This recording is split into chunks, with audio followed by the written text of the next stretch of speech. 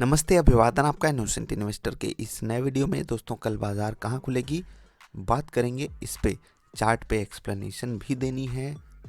लेकिन सबसे पहले सबसे बड़ी न्यूज़, और ये न्यूज़ अभी अभी आई है, अभी 11 बज के कुछ मिनट हो रहे हैं। जी हाँ, 11:28 हो रहे हैं रात के, और 11:04 पे आई है ये न्यूज़, शायद इससे थोड़ा सा पहले, कि अदानी ग्रुप ने जो एफपीओ लॉन्च किया था, जो कि फुल्ली सब्सक्राइब भी हो गया था, उसको कॉल ऑफ कर लिया है। कॉल ऑफ करने का मतलब होता है कैंसिल कर दिया है, जो कि बहुत बहुत बड़ी न्यूज़ है। ठीक है, अब ये न्यूज़ बड़ी क्यों है? क्योंकि भैया इस आईपीओ को कोई भी रिस्पांस नहीं मिल रहा था, किसी तरीके से कंप्लीट कराया गया था, और अब जिस प्राइस पे एफपीओ, मैंने शायद आईपीओ बोल दिया अभी, जिस प्राइस पे एफपीओ लॉन्च किया गया था उससे कहीं सस्ता, बहुत ज़्यादा सस्ता तो इनका ओपन मार्केट में ही स्टॉक मिल रहा है। तो एफपीओ के इन्वेस्टर्स खुद को फंसा हुआ, ट्रैप्ड महसूस कर रहे थे।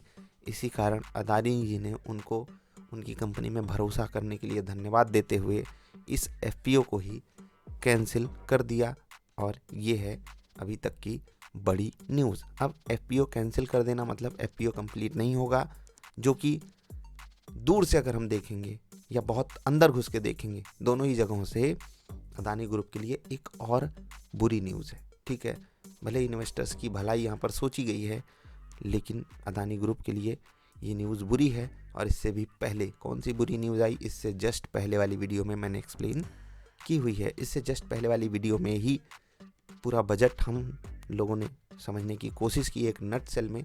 तो अगर आपको भी इंटरेस्ट है कि बजट में क्या क्या आया, तो इससे पहले वाली वीडियो ज़रूर देखिएगा। अगर आप कैंडल को देखोगे आज, तो बहुत बड़ी कैंडल बनी।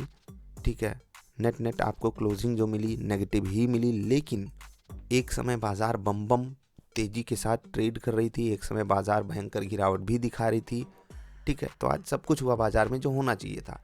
लेकिन एक चीज़ जो आपको ज़रूर ध्यान रखनी चाहिए थी, जो आपने ध्यान भी दिया होगा, मैंने आपसे कहा था कि बाजार जब तक 750 के ऊपर रहे तब तक समझिएगा कि तकलीफ़ नहीं है, और 750 टूटे तो समझ लीजिएगा कि तकलीफ़ बढ़ेगी। जैसे कि 750 का लेवल ये है, और आज मैं वो लेवल्स जानबूझ करके नहीं प्लॉट किया हूँ जो मैं आपको डेली देता हूँ, क्योंकि ऐसे वोलेटाइल सेशन में उनकी अहमियत काफ़ी ज़्यादा कम हो जाती है। ठीक है, बहुत ध्यान से समझिएगा। यहाँ पर ये वाला लेवल बताया गया था, इसके ऊपर बाज़ार मजबूत है।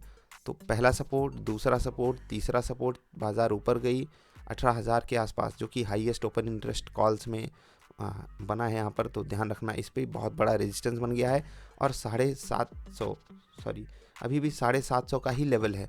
जो मैक्स पेन तो 17,700 पे आ रहा है, लेकिन अगर आप नंबर के टर्म्स में देखोगे 750 के ऊपर बाजार का टिकना ज़रूरी है। यह है मैक्स पेन का लेवल।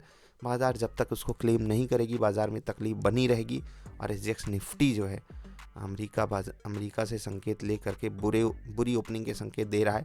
क्या ही क्या उस पर, बाकी मैं आपको ये एक्सप्लेन कर रहा था। सपोर्ट लेती थी, बाजार ले रही थी, लेकिन अंततः बाजार ने इस लेवल को तोड़ दिया, और फिर वही रेजिस्टेंस बना, और फिर उसके बाद क्या हुआ वो कहानी आपके सामने है।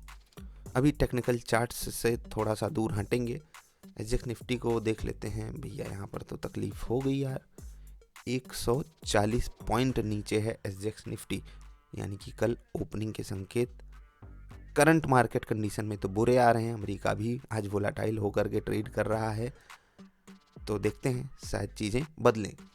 इंश्योरेंस कंपनियों के लिए बहुत बुरी खबर आई, और ये बुरी खबर क्यों है मैं इसको एक्सप्लेन कर देता हूँ आपको। एक तरफ से आप स्टॉक्स को देखिए पहले। आईसीआईसीआई प्रूडेंशियल लाइफ लगभग 12% नीचे, एचडीएफसी लाइफ लगभग 11% नीचे, एसबीआई लाइफ लगभग 9% नीचे, एलआईसी लगभग 8% नीचे। ये सब बड़ी बड़ी कंपनियां हैं, दिग्गज कंपनियां हैं, भरोसेमंद कंपनियां हैं, उसके बावजूद भी इतनी भयंकर गिरावट आने का क्या कारण बन गया, इस चीज़ को समझेंगे एक छोटी सी न्यूज़ से। जी हाँ, न्यूज़ छोटी नहीं है, न्यूज़ तो बहुत बड़ी है, लेकिन लिखी छोटे फॉर्मेट में है। तो पढ़ लीजिए कि जो टैक्स एग्जम्पशन है वो रिमूव कर दिया गया है इंश्योरेंस पॉलिसीज़ के लिए जिनका प्रीमियम 5 लाख के ऊपर है। तो भैया जहाँ से सबसे ज़्यादा पैसा ये कंपनियां कमाती थी, उसी पे सरकार ने डेंट दिया है। देखो, अगर हम एक इन्वेस्टर नहीं हैं, दूर से देख रहे हैं, तो ये जो न्यूज़ है मुझे बहुत अच्छी लगी है, गुड न्यूज़ है हमारे और आपके लिए। खासकर जो आम हिंदुस्तानी लोग हैं वो फालतू की इंश्योरेंस पॉलिसीज़ में पैसा डालते हैं। देखो, यहाँ पर भी इंश्योरेंस पॉलिसी भले कही गई हो, लेकिन ये सब बातें आपको पता होगा। एंडाउमेंट प्लान, फलाना डिमाका प्लान, ये प्लान, वो प्लान। देखो, जो प्योर लाइफ प्लान्स होते हैं ना, लाइफ इंश्योरेंस प्लान्स होते हैं ना, उनमें कुछ भी वापस नहीं मिलता है। ठीक है, कुछ भी वापस नहीं मिलता है, तो वहाँ पर 5 लाख कौन भरेगा? ठीक है, ये तो जो प्योर लाइफ प्लान होता है, प्योर लाइफ इंश्योरेंस होती है, वो बहुत सस्ती होती है।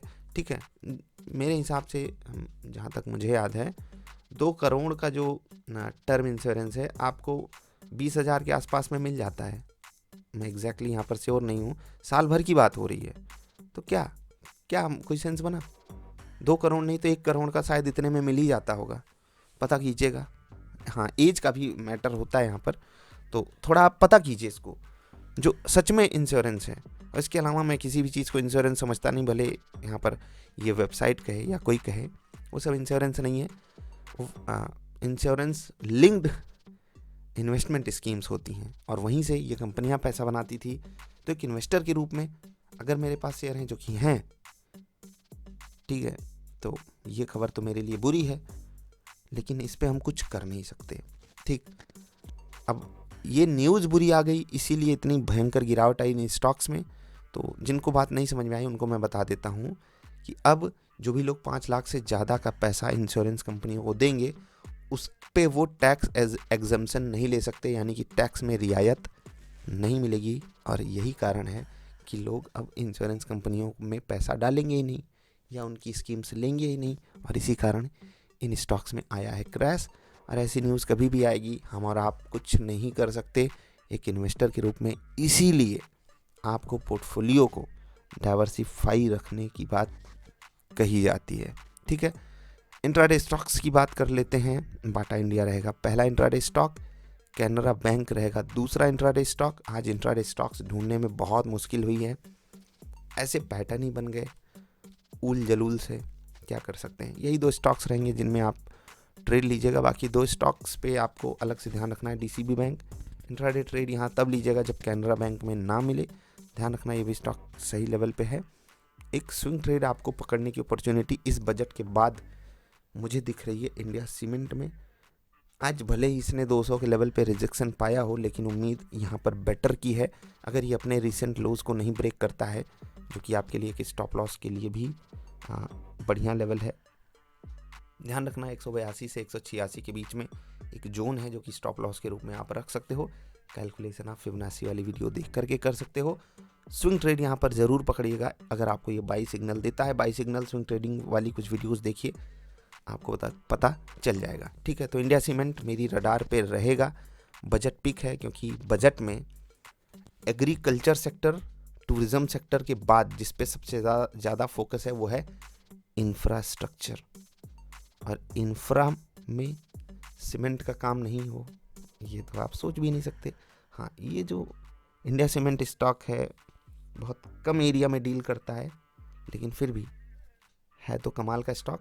बाकी आप अपनी रिसर्च जरूर कीजिएगा, क्योंकि मिड कैप या स्मॉल कैप कैटेगरी का स्टॉक है, तो हो सकता है कि छोटे टाइम फ्रेम में वोलाटाइल रहे। जो लोग छोटे स्टॉक्स में स्विंग ट्रेड नहीं पकड़ते, वो इस स्टॉक को अवॉइड कर देंगे।